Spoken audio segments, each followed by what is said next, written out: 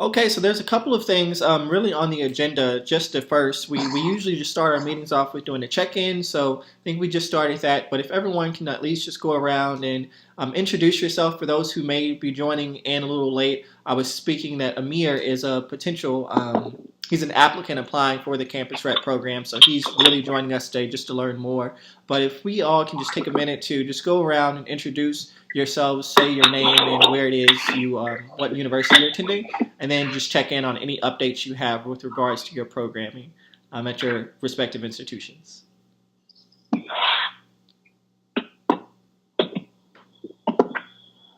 I can start.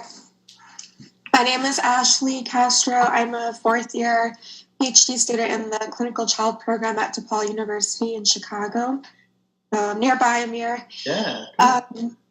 So our group is doing really well. We have about 15 members, undergrad and graduate, and we have teams that have different responsibilities and goals, different projects that we're working on, which is exciting. And I think it's a very committed group. So I see a good future for them. Yesterday, I sent out an email about finding a new president for the group. I've been the president for 2 years, and next year I'm moving to New York. So somebody else has to take over. But it's exciting. I think the transition is going to go smoothly, and I think this group is going to be sustainable even after I'm gone, which I'm really happy about. That's my check-in. Cool. Thanks, nice Ashley. to see you all. Definitely. I can go next. Hi, everyone. I hope everyone is doing well. My name is Linda Guzman. I am a second-year clinical psychology PhD student at the University of Arkansas. I'm currently leading our chapter there. I really like Ashley's introduction because you've been working as a president for a couple of years now, and you're looking for someone to fill in your position, which speaks to you're wanting to continue chapter 45 on your campus. And so I'm looking forward to learn from people who have been around for a little bit longer. And yeah. Cool. Thank you. And Tanya, right? I believe I'm pronouncing it correct. No, Tanya's not here, but I'm Tiny. Okay, we're gotcha. both at NYU, so we work together. Okay, gotcha.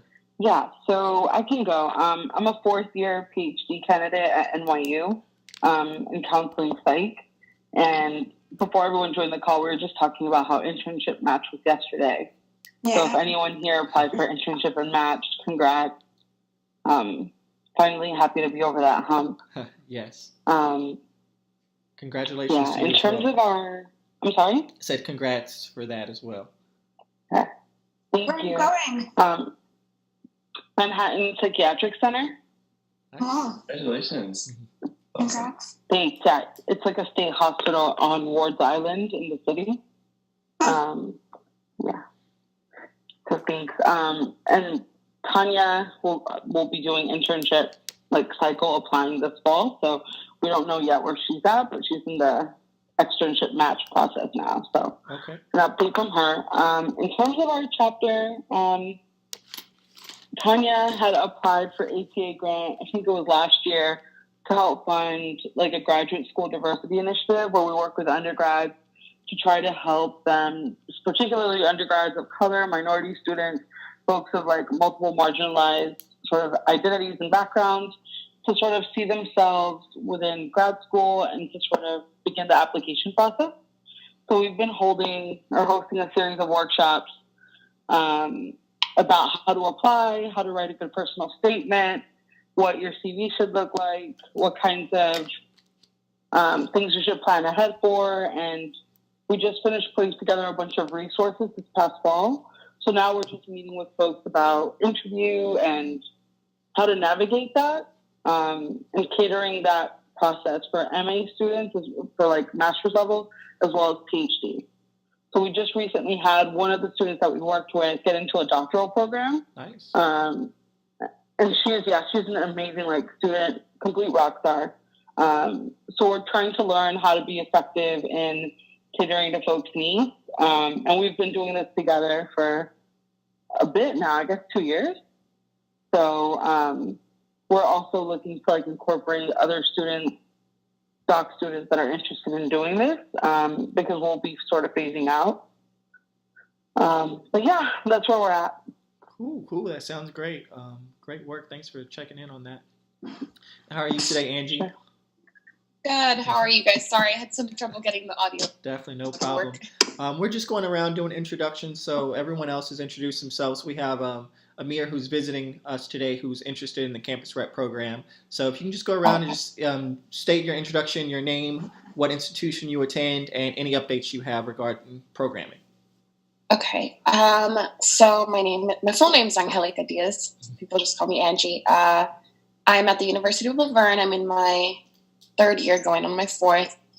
And it's been about 6 months that I've been trying to get a committee started, working on making our own chapter on the Laverne campus. So like a recognized club or org. So right now we're working on creating like the mission and the bylaws and everything so that we can do that and register as a campus org so that we can host stuff on campus. Great. Okay. Cool. And have you ran into any like complications or any challenges within that process? Right now, I'm just creating the bylaws. Okay, gotcha. Figuring out what to include in there. Okay, I know I previously sent a version of the bylaws from North Dakota. So at North Dakota, to give you a little background, there's an organization we have here. It's Multicultural and Advocacy Alliance, and it's our official organization that's sponsored through Division 45.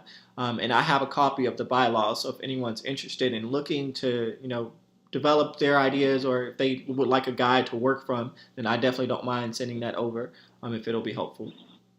Yes, please. Cool. I'll make sure to make a note to do that afterwards. It looks like we just had someone else join us who's on a call. If you can just introduce yourself to the rest of us.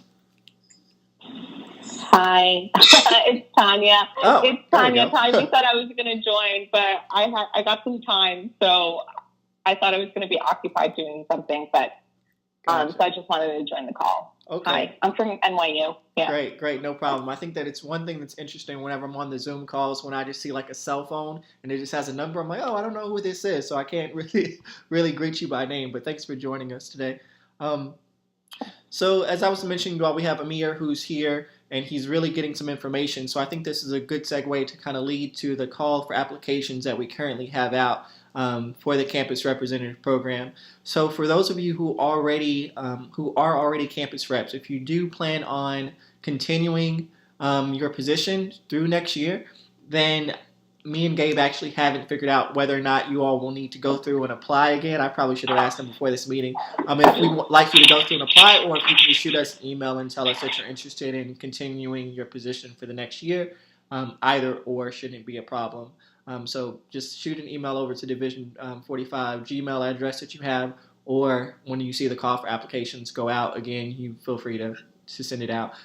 Also, if there's anyone at your institution who you feel like would be a good co-representative, a good co-campus rep, that's something that's possible as well. So if you want someone else to join you in the position, then you can extend that offer for them to also complete an application and they can join with you. But Amir, one of the things that, as you've heard a lot of the campus reps say, really the purpose of the campus representative position is to create more diversity and attention to racial and ethnic minority students and ethnic and minority situations and issues that arise on college campuses within the college community, and just different programming and different events of that sort are type of the things that our campus reps really work to promote at their different institutions. So part of that would mean creating a chapter of Division 45 on your campus, which could look a variety of ways. You could either have a chapter called, Division 45, or you could have Division 45 sponsor another racial, ethnically diverse student organization. If you already have an organization at your institution, we can sponsor that organization as well, be an official affiliate. And that organization really, you would develop your own goals for the organization and make plans on different activities and different things you hope to do throughout the academic year. And when we meet together as a group, we'll talk about some of those issues to make sure that we can kind of balance some ideas off of each other, but also make sure that we're supporting one another, and just having a community to really kind of connect and collaborate. Cool. Very cool. Does anybody have any questions about the call, or the position or anything in general?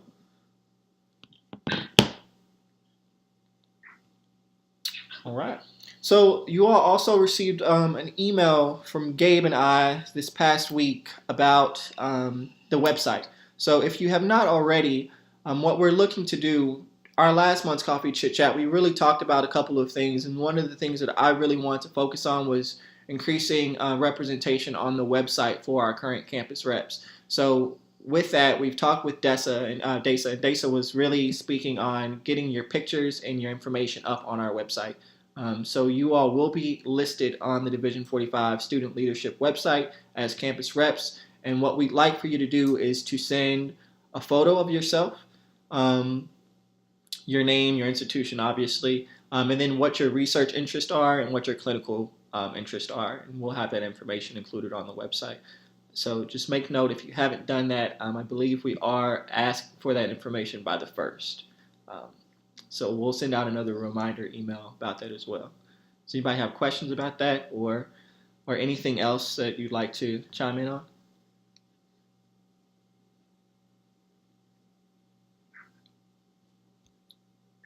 I have a question maybe for other campus reps. If you guys are also in the process of transitioning leadership, are any of you, I think, Linda, well, I don't know if you're interested in it or if you actually are at that stage yet.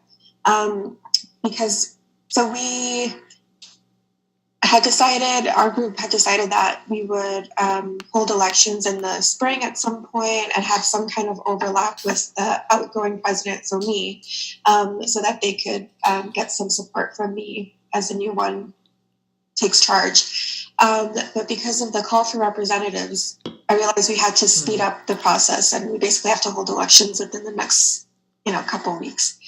Okay. I was just wondering if any of you are thinking about this, or if you just have any thoughts in general about the overlap between the outgoing president and the president-elect, and then within the role of the campus rep. Because I feel like I'm still there, but I want to make room for the new person to come in. But there's, I don't know, any thoughts you guys have about the best way to handle that, or how you would handle that? Well, I think for me, it was kind of established early on when we were creating the committee and figuring out everyone's roles, because the application to become a chapter on campus,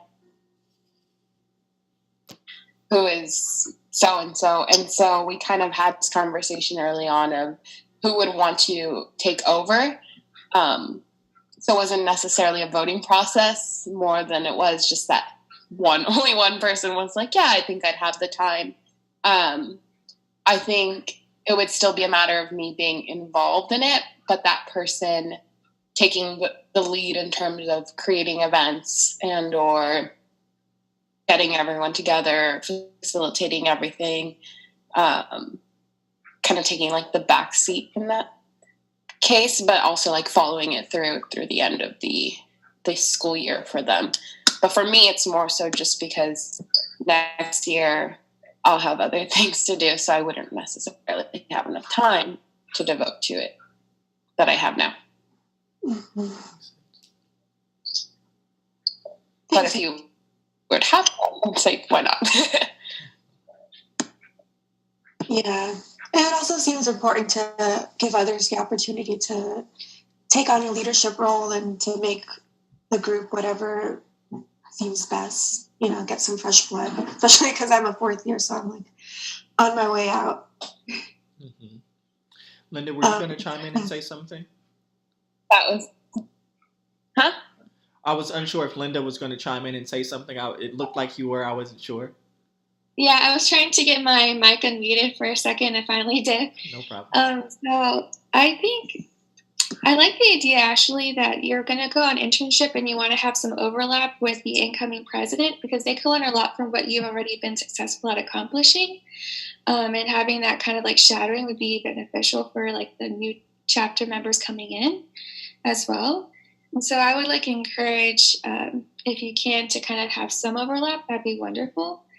But also see something that works best with your schedule too, because you know the great thing about technology is that it creates a flexibility for us. So if they ever have questions, they can always call or text or email you. But I'm really glad that you're thinking about this ahead of time. That's great. Thanks, Linda. Terrell, from the perspective of you guys, so leadership within the campus rep program, I don't know when the decisions will be made about who's the campus rep, but assuming we, it's like in April or something, and I'm still pulling back in my role as president, as somebody else has been designated as campus rep and they've been elected as president. Is it possible to have overlap in our campus rep activities? So be co-reps for like a couple of months? Yeah, definitely. I think that's a great question, and thanks for bringing it up. Yes, I think that definitely is possible, and I think that we really try and aim to be as flexible as we may need to be. So I would recommend at this point, if you don't feel like the process has to be rushed with your elections. If there are individuals who you think might be interested, what you can do is you can apply, and then you can have other individuals apply as well. And then as we're reviewing applications, et cetera, if you know there's one person who's going to have a solidified position as president, et cetera, who would be best serving inside of the position, feel free to shoot us an email and let us know, so we can use that in our consideration. But then also one thing I really like to emphasize, and one thing that's really happened here at University of North Dakota that we're doing, is we're really trying to be intentional with making sure that we have an identified person who's serving as the campus rep, but not having that person feel like they have the full pressure and responsibility to manage the organization as a whole. So we really work to try to balance that out so that when, actually at every meeting, usually we try to offer, or we try to encourage others to assume some leadership positions and some leadership power per se. So where we balance out who wants to host the next meeting, right? And we make that a part of the conversation. If someone else is interested in taking lead the next meeting, they'll be the one to develop maybe a PowerPoint or maybe the agenda or task items and really facilitate the conversation in our meetings. So that's something that you can keep in mind as well. So just because the person may or may not be the president of the organization does not mean they have to serve as the campus rep, if that makes sense. So I think it's very doable if someone serves as the campus rep and they're not the official president of the organization per se. But I think that really just depends on your institution and what you want that to look like. But if it will help with the transition process, I think that it's definitely acceptable if you served as co-reps for a time being until you felt that things were okay for you to kind of transition off. Okay. Thank you. Thank you all. Definitely. That was a great question. Any other questions about the call or just the positions or things in general? Just if you could send the email out again, I can't see. Gotcha, no problem. I'll send it to you all, and then I think that we plan on putting it back out on the Division 45 listserv this week as well. Cool. So one of the other things that stemmed from our conversation last month was, again, focusing on that representation aspect, and we're really wanting to, how can we increase representation of just ourselves as student leaders on our campuses, but also, while doing that, extend the message or the visions and missions of Division 45 in general. So we talked about t-shirts. I think wearing t-shirts to our meetings or just wearing t-shirts to classes, wearing t-shirts around campus that will attract attention and elicit conversations is a great way to kind of just, one, market ourselves, but then also have pride in the position that you hold and pride in being a student leader inside of Division 45. So we're still working out the nicks of what that might look like. But if anyone here is into like graphic design, we were basically just asked to develop a logo or something for t-shirts that we can bring to the rest of the group and we can vote on to see if that's something we want to move forward with, and then we'll look at the costs and things that are associated with that. But does anyone have any ideas about, if not t-shirts, any other kind of like swag items per se?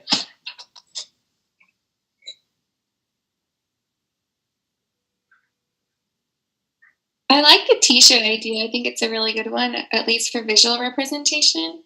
Mm-hmm. Yeah, I think that's something we'll try to move forward on. I think it's just still working out the logistics. And then if you are good with graphic design or if you have any ideas, hopefully Gabe and I are able to put something together and get something underway pretty soon. But that'll also be something that'll go in effect for our campus reps that are coming in for next year as well. Terrell, have you heard about Fiverr, the website? What's it called? Fiverr. It's Fiverr.com. And it's like freelancers that just do projects for like $5. So my advisor, he wanted to create a logo for our group, for our research group. And so he went there and just said like, I want something with a narwhal. And then they made a logo and it looks awesome. And it's just $5. Oh, that's pretty cool. I'll have to definitely look So if into you that. can't find someone in-house who's like good with graphic design or wants to do it, that might be a good option. Great, that sounds great. Thank you for bringing that to my attention. I really appreciate that, and I'll look into it for sure. Sure. Hopefully, that will speed our process. Cool. Another idea is if you have like a graphic design program with undergrads, Yeah. it'd be a fun project for them to get exposure for free, I think. Okay, cool. Yeah, that's another idea too. Graphic, looking at that. We've been having ongoing conversations about really increasing the presence of our different, or our organizations, specifically speaking to UND, increasing the presence of our organization on campus. And I think that was one of the missions that we've set out as a group here with our Division 45 chapter, just really making sure we're extending ourselves to other cultural groups and organizations on campus and really building that community so that way we know what they're doing, they know what we're doing, and that way we can hopefully collaborate on some future activities. I realized that everyone else did their updates, and I didn't give an update on what we were doing here at UND, but that's really our focus for this semester. Cool. Does anybody else have any questions or any other comments or things before I lead into, I guess, the last bullet point on our task items? I like the last coffee chit chat because it was right before recruitment week here at the University of Arkansas.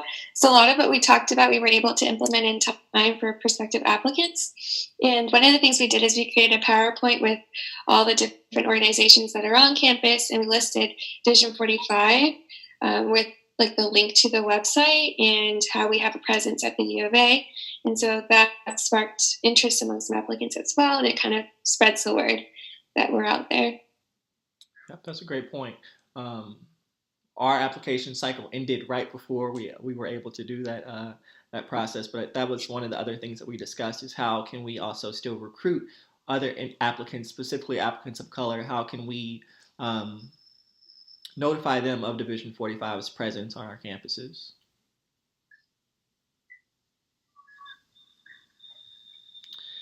So the last thing I really wanted to discuss, and this idea kind of really stemmed from a conversation, or it was actually a roundtable that happened at NMCS, or the National Multicultural Conference and Summit that happened in Denver in January. And it was really just on the conversation of racial battle fatigue. And racial battle fatigue, for those who may not be as aware, it really focuses on these persistent experiences of discrimination and oppression and these microaggressions that are kind of constant and urging that happen on institutions, and they happen to people of color.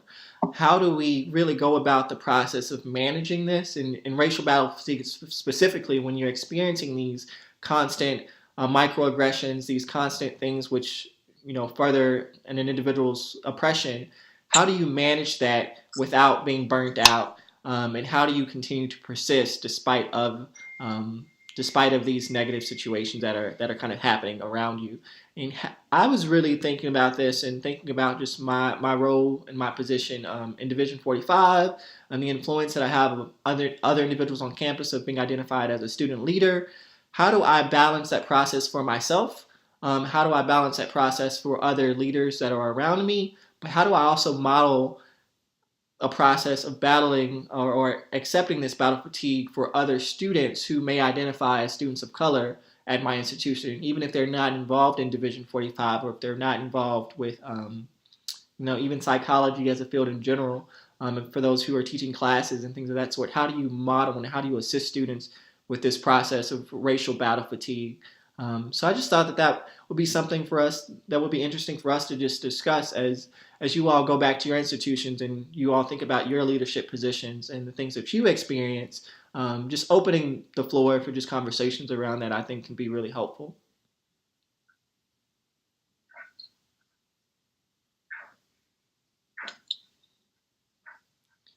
So are there any thoughts just about the concept, or I guess more so, if I'm probing a question, my question would be, how do you, as a student leader at your institution, manage this process of modeling and being supportive for other students of color who may experience discrimination and oppression on your campuses?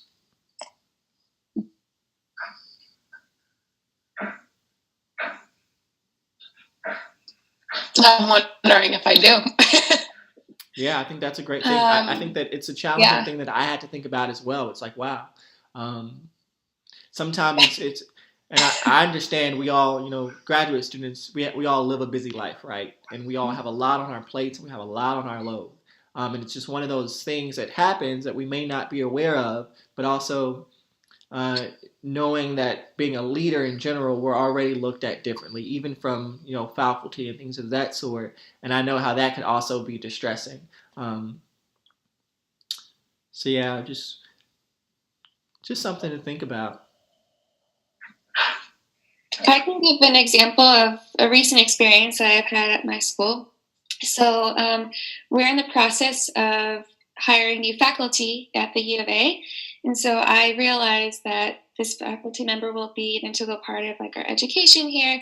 So I made sure to attend all of the meetings where students were allowed to attend. So the graduate student lunch, their job talk, their informal happy hour and stuff like that. And I made sure to ask them about what their research interests are and what their thoughts on diversity sciences. And then I made sure to provide feedback to the search committee about my interactions with the applicant and how I would think they could serve as a mentor.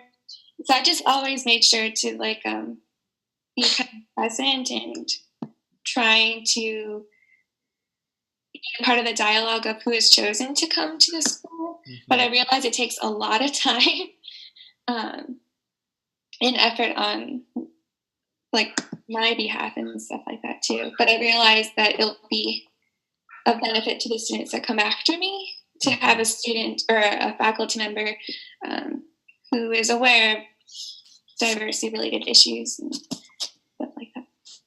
Yeah, I think that makes a lot of sense. And as I'm thinking about here so a similar thing actually happened here at UND. So our campus rep who actually is now serving on a different leadership position within APA, myself and this other person, we were the only people to actually show up to we had a couple of different faculty applicants come, and we were really some of the students who showed up to all of the job talks and presentations. And for one, thinking about what that means as being a student of color, but then also thinking about my purpose for making sure I attended all of them was just being very intentional of saying, okay, as a student of color, I would like to have an active voice in this process and knowing who's coming to the institution and what they're able to bring in their mentorship, etc. So I definitely hear that kind of urge or really wanting to be intentional about making a difference, and just how also taxing that could be on you as well with regards to your studies and things in general, but then also making sure you're being mindful of the influence it'll have on those who are coming after you. Yeah, Terrell, before you explained what racial battle fatigue was, I thought it was referring to the fatigue or exhaustion of advocating and fighting against oppression. Because, I mean, something I'm hearing with you guys and that I've definitely experienced myself is that it is kind of like an added responsibility on top of all the other stuff that graduate students have. And it's something that I think all of us are clearly drawn to. We feel passionate about it. We feel it's important and in some ways kind of worth whatever sacrifices we make, but it does get tiring. And it's, you know, it's hard to say, I care, but I care about these issues. I care about students of color. I care about representation. But then how do you balance that with, I care for myself and I need to take a break and take a step back so I can focus on my personal things. So that's a tension that I have felt the past few years. And yeah, when I think of racial battle fatigue, that's what came to mind. It's like, it's really tiring. I'm tired. Yeah, no, I think But that's a I'm great tired. that's a great part of it, of this process as well, specifically the fatigue part, having to kind of manage that process of holding these spaces for other individuals, but then also managing that process for yourself. So thanks for pointing that out. If I can say something. Oh, sorry, I was gonna. No, you go ahead. You go ahead. You sure? Okay. Just thinking of that makes me sort of reminds me of what we do at NYU. Primarily, it's white students that are in the cohorts, and we have sort of less students of color. I'm the only Latina in the program. So thinking about the ways that like my different identities are intersecting and how I navigate these spaces is really exhausting and difficult. And I've tried different things to try to get through it. So one of the things that we launched on campus was our program improvement committee, which was really aimed at looking at the ways in which the policies of the program, our handbook, mentorship, how all these different things are skewed towards benefiting students that are not of color, either through expecting students to earn specific awards, but then not evaluating certain students as worthy of them, or through creating sort of systems that constantly reward a particular privileged experience. And in that committee, we had primarily students of color do like an evaluation of the program where they sent out surveys, met with students, heard student concerns across, not just students of color, and we're looking at ways to improve and foster more diversity. Our faculty at face value is pretty diverse, but in terms of the research that they do, it tends to lean more towards Asian and white sort of research. And so we found ways to integrate ourselves into those systems. We have a student faculty rep, and each year students volunteer to do that. And this year I'm doing that. But in previous years, Tanya has done it. Other students from our program have volunteered, and they've gone and communicated students' concerns during faculty meetings. And submitted appeals to make changes to things that seem to like disproportionately impact students of color. So there have been like numerous ways leadership-wise that we've tried to intervene and help faculty work around improving their own desire to create diversity and their ability to do so. I think that those things have been really taxing for me because I feel like I'm always stretching myself too thin. But as a researcher, and since I'm in my fourth year, like I've had a research team for now 3.5 years. And my research team are folks that I handpicked, and there's about 13 to 15 of us regularly. And they're primarily students of color across undergraduate and graduate programs on campus. And so part of what I've done is that like I've trained them on certain areas. We've worked through my area of research, and then they've been promoted through the team to do different things. So my work has been like helping them advocate for themselves, learn the research, get the experience, get the poster presentation, improve their chances at getting into grad school, and then ultimately like seeing them grow to the point where they can then enter other spaces and use that as social capital. And I think that that's been really rewarding for me Yeah, so I think it's finding ways to not just be constantly educating or attending or participating in faculty searches like on our campus, but also finding ways to elevate other students who perhaps have less social capital than I do. And I feel like that's what's really been helpful for me in terms of like not feeling so burnt out. Yeah, those are some great points you raised there for sure, especially about the elevating other students. And I think that I often find myself continuing to going and I continue to persist only because I get so it's so fulfilling for me to also connect and reach out to others, and knowing that I'm making a difference with others is a way that kind of leads towards my sustainability. So I definitely appreciate you mentioning that as well. Mia, did you have something you wanted to chime in on? Yeah, just one idea when y'all were sharing that came to my mind was that a lot of, I think it's great, Terrell, that you like bring up this conversation, and I think a lot of times just like this conversation doesn't happen, and especially among like white Euro-American students or faculty, the conversations aren't happening. And so like spaces that we have access to already, like whether it's your department or division or something, if you have like a brown bag, I know like we have our division brown bags every week. And yeah, like I'm thinking like having those conversations in that space with all the faculty and students present and like presenting, there's like this recent special issue in American Psychologist, and Daryl Wing-Soo and some of his colleagues have this really great paper on disarming racial microaggressions for targets, white allies, and bystanders. And like having like a discussion about that paper, like that's a great way to have, a conversation about this, and just, I think, increase awareness among like starting like with, it's kind of like a local community, and then, yeah, just starting that conversation there. Yeah, for sure. I think something I'm thinking about as I'm hearing you say that, Amir, is like being intentional about having some of these conversations. But what happens when you like to have these conversations, but people don't show? Or the same people show. So I'm thinking again. I may be thinking about some of my own stuff here, specifically as it relates to being a student of color at University of North Dakota, which is a very predominantly white institution. I find that whenever we're having these conversations, the same students show, or whenever we're having, like our multicultural advocacy alliance meetings, we're getting the same faces, and not all of those students who come are students of color. We do have some allies and some advocates who really attend and really want to be involved as well. But I think that also it gets a little taxing on me personally whenever we're like really wanting to have these conversations. We're really wanting to be intentional. We're really wanting to grab others and bring them in, but the presence or the population to really extend that is really limited when you're only having these conversations with the same people over and over again.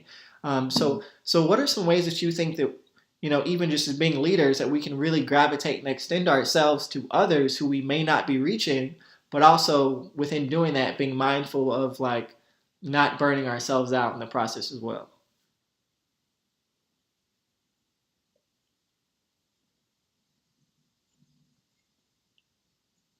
I, for instance, reach out to a lot of organizations within campus. So one of the organizations I reach out the most to is Psi Chi. And so it's predominantly undergraduates, but I attend their meetings when I can. Mm-hmm. And then occasionally they'll attend some of mine, but they know that I'm like present there. And so whenever I want to have an event for like Division 45, they're really enthusiastic about it. And some students who would normally not attend do attend because their friends are attending. And so kind of like their friends encourage them to go. Mm-hmm. And then they give that experience opportunity and form their own opinions. So it's kind of like taking some of the onus off of us and putting it on others to like bring in their pals. But yeah, and to piggyback off that, our group, we started it last year, and it was like 4 of us for most of the year. And then this year, I was thinking about the future and getting people who are first and second years to be involved. And so we had like a little mini meeting, and then we had our first meeting that was scheduled and kind of more official. And I was surprised because one of the people that I was working with, who I knew was interested, and we just knew each other from lab, she had invited a friend who invited like 5 of her friends. And that is how our group is so big. That was completely by accident, but that was kind of like friends of friends feeling comfortable, and many of them are students of color, not all of them, but many of them probably were interested in these things always, but maybe didn't feel like, I don't know, people get really weird about joining organizations, or like, is this something I really want to be part of? What does it look like? What is the culture of the organization, looking beyond just identity things? But that was like serendipity, and it was awesome. So I think it is a little bit like, no matter the student's background, just helping them to feel comfortable, word of mouth. And like basically what you're doing, Linda, by going to these meetings is that you're presenting a friendly face so they're not scared of you, which is a big thing for undergrads. They're often scared about a lot of things. So yeah, I think that is a part of it, just presenting yourself as available. And like, I do think that sometimes people expect that advocacy work or